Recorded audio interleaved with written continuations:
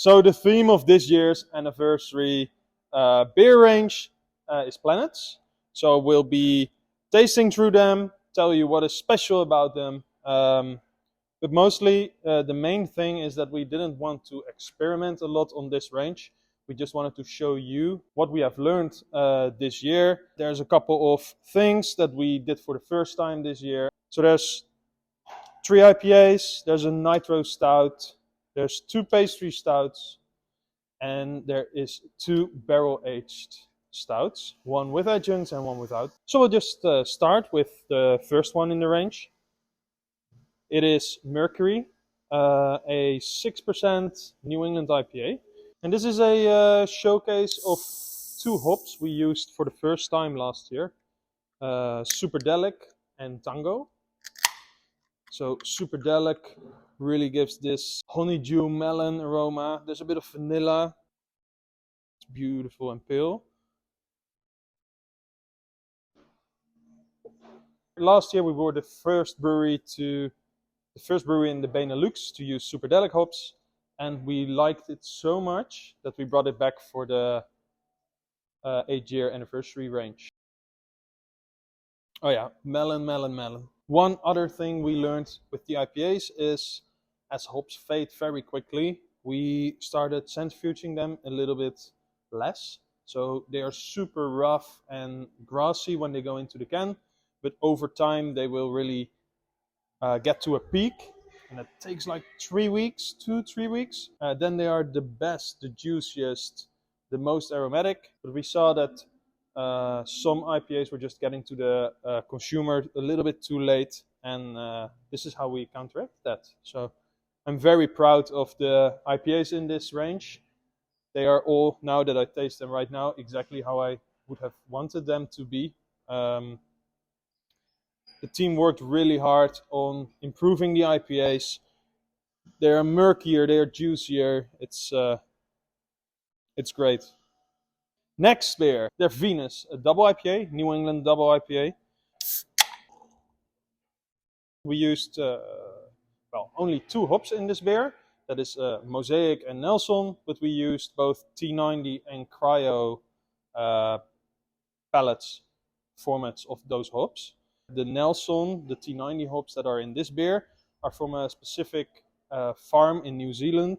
Because of the clay ground, it is immensely extreme in tile content, free tiles. So I'm curious. Yeah, banging. There's a huge passion fruit aroma on this. That's from those tiles. Really proud of this one, right, Tim? It's trying to forklift as silently as possible.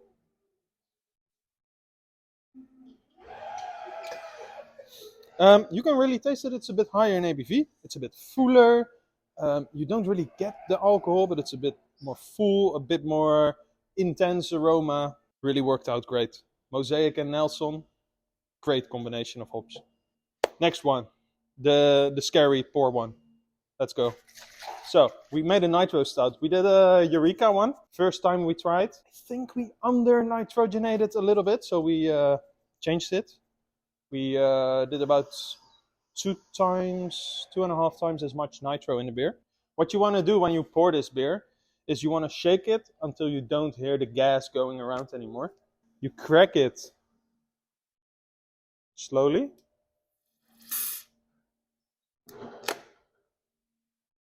And then you pour vigorous.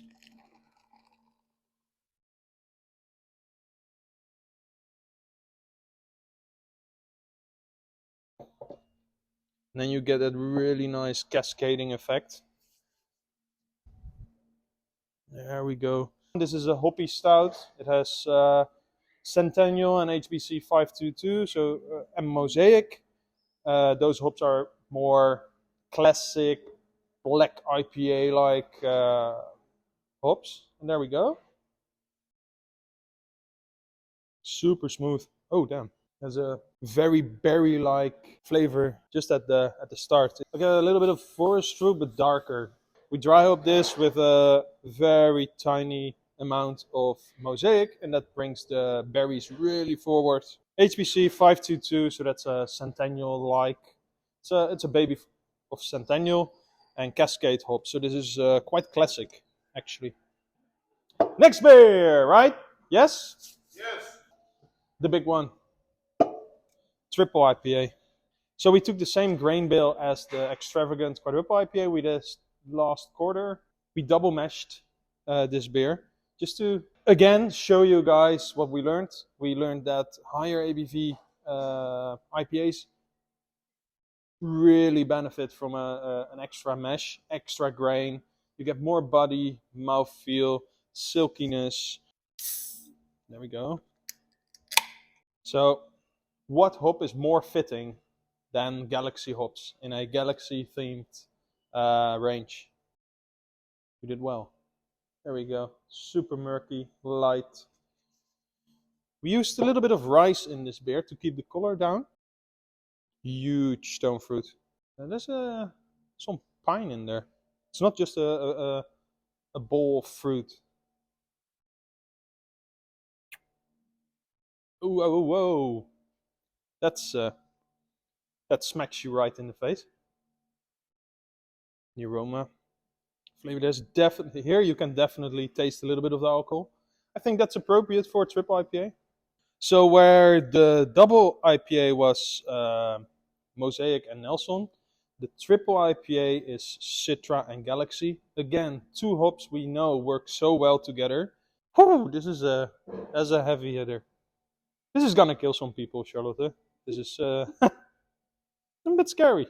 Let's go over to the dark side. The pastry boys, the big boys, the stouts, the imperial pastry stouts, the barrel-aged stouts. We have it all right here. Every one of those beers tells a story about what we have learned last year and what we like about our craft.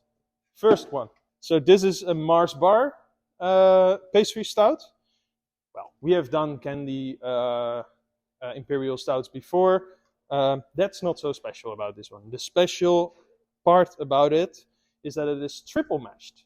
We did it last year for the first time, and since then, about half our pastry stouts have been triple mashed instead of double mashed. So what do you get from triple mashing? It is so incredibly thick.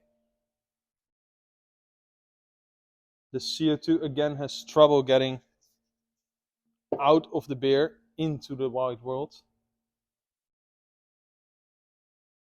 Yes. That's the beauty of triple mashing. You use about a third more grains. The beer will just be a third more intense, right? So with this beer, we mimic the Mars Bar. What is in a Mars Bar? It's, I don't want to say cheap chocolate, but it is a less sophisticated chocolate, and more of a comforting chocolate, milk chocolate. It is vanilla. It is nougat. Nougat? How do you say that in English? Nougat? Nougat? You guys know what I mean. This is great. This is a very comforting pastry stout. It's super friendly. It just wants to give you a hug and spend the night together. It's a bit more intense on the brew house, but it really shows in the beer. Next pastry stout. The mega pastry stout. There was no break on this beer. Nothing. We didn't cut any corners. We'd never do, of course, but hey. We used the 3 favorite chocolates, cacao nips. We used our 3 favorite coffees. And we used so much coconut, especially roasted for us, because we asked the guys, hey, can you please go higher in toast level of the coconut, because the coconut's just getting lost in our beer. So the cacao for this beer, we selected at Darnhauer with Mark from Krak. Shout out to Mark. Oh yeah. The coconut's just jumping out of the glass. So where the Mars pastry stout is more like a comforting, sitting back on your couch, enjoying a movie. This one is really intense. It's much more a grown-up pastry stout. It has some edges. It has some You don't stop smelling it because you can find everything there. The coconut's just incredible. The coconut, the amount we used was not only more than we have always done. It has been toasted to our specifications, but then we also lagered the beer on it for 30 days, a full month. When you do that, that's a trick we did for the first time in Coconut Wrecking Ball. You just also pull a little bit of salt out of the coconut, and that just helps everything in the beer. It makes it more round, it makes the flavors more intense, and I think that's what makes this one of our best pastry stouts we've ever made. Next one. What can I say about the combination of bourbon and cognac? We have done beers with this combination before. I think there was an indulgence that was like this. I think we made a certain barcode at some point with the same combination of barrels. Let's see how it worked out this time. That's insane. Already I can smell the vanilla. It pours indulgent, velvety. Just this far away from me, I can already smell the vanilla, the oak. There's a hint of some dark fruit. That's no liquid anymore, man. That's a mousse. It feels sweet, but it isn't sweet. It is. It's full. Maybe it's the vanilla from the bourbon barrels. Maybe it's the fruitiness from the cognac barrels. There's definitely a little hint of alcohol on top of the beer. You know you're drinking a beer here. Jeez. You want to taste it? Cognac, it's a fruit distillate. Bourbon, a grain distillate. So that's where you get a little bit of the fruity nose from the cognac. Dark fruit. Tannins, there's the hint of tannins as well. The fruitiness is now getting more now that the glass is warming a little bit. Hint of banana maybe. Leathery banana. That's a weird banana, a leathery banana. But so I just looked up the base beer of this barrel-aged beer. So what it was before it went into barrels. And there's a list of like 11 different base beers that went in. And that's the power of having this amount of barrels. The philosophy of seeing it as a spice rack. So hey, we need a little bit more tannin. Okay, I know a barrel. This one is very tannic. Let's put that in. Let's test it. And oh, you know what? The bourbon isn't really popping. Do we have maybe an older bourbon barrel that has a little bit more of the bourbon character? And the power really comes through here. This has been blended magnificently. Yeah, legendary beer. Last beer of the range. So we've had some IPAs.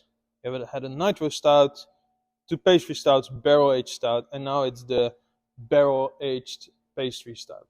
So let's have a look. This beer is Neptune. The barrels we used are Marsala barrels. That's a fortified wine from Sicily. It gives a little bit of a spice edge. Some might say more like herbal. Most of those fortified wines are quite high in tannins. We back-sweetened this beer with maple syrup. So it's definitely on the sweet side. See, look at that. Carbonation is having so much trouble, and the oils of the pistachio are just killing the foam instantly. Oh, okay. You can definitely still get the barrel, the herbal nose. But it really works well with the maple, the umami, salty maple syrup that we used. Like the dark sugar. Oh wow, yeah, really sweet. But it's in balance. Nuts, the pistachio really make it feel a little bit like an ice cream. Like pistachio ice cream. That's what I'm getting. I'm getting a bit of a herbal nose, which is from the barrels, but also from the maple. The background is just covered in syrup. And then it all gets cut off by something that I think is espresso. And the barrels keep it interesting. Very special kind of barrel, Marsalas. Doesn't work in every format, I think, but this is just great. It complements the maple, it complements the pistachio, and the coffee is just enough there to cut it all, make it drinkable. This is quite drinkable for 14 ABV. So if you want to taste all those beers from tap, we have a party the 29th of June. We will be pouring. I myself will also be pouring beers there. The whole staff will be there. You can talk to the brewers. You can talk to the Zomerdijks. You can talk to everyone. And we would love to have you over and tell you more about the beers. Because I only got 1 minute now from Charlotte's time for every beer. And I have so much more to tell. And I'm sure that Tim, Michiel, Bobby, Mark, they all have so much more to tell about every beer, what we have done to it, because we are incredibly proud of what we made this year. And I hope to have you all there. Proost Sleutelij.